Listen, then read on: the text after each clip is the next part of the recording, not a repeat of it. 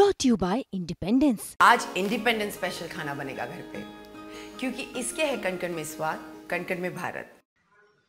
जिस खबर के बारे में आप कह रहे हैं कि दिल्ली के लेफ्टिनेंट गवर्नर साहब ने सीबीआई को परमिशन दे दी है कि अरविंद केजरीवाल पर शराब घोटाले में जो भ्रष्टाचार का आरोप है उसमें चार्जशीट कर उन पर केस चलाएं, ये तो उम्मीद थी कि होगा।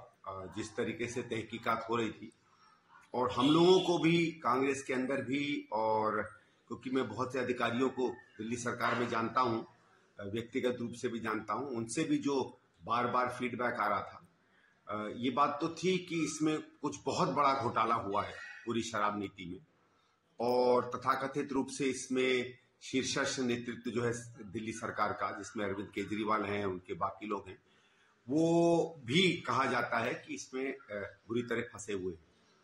और जो तहकीकात सीबीआई ने और उन्हें की होगी उसमें शायद कुछ पुख्ता सबूत भी मिले होंगे। क्या है क्या नहीं है वो तो वो जाने।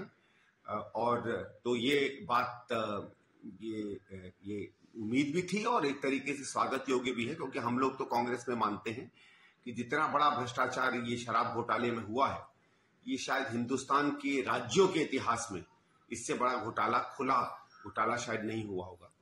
और मैं आम आदमी पार्टी के कार्यकर्ताओं से और अरविंद केजरीवाल से भी कहूंगा कि जब आप लोग आम आदमी लोकपाल के लिए हम लोगों से चर्चा किया करते थे और बातचीत किया करते थे, तो बार बार केजरीवाल कहते थे कि पूरा जो प्रावधान है कि मुख्यमंत्रियों और मंत्रियों के खिलाफ अगर केस होगा तो उसमें एलजी या गवर्नर की परमिशन चाहिए, ये तो प्रावधान होना ही नहीं चाहिए। सीधे सीबीआई को तय करना चाहिए कि वो सीधे सीधे केस करे ना करे।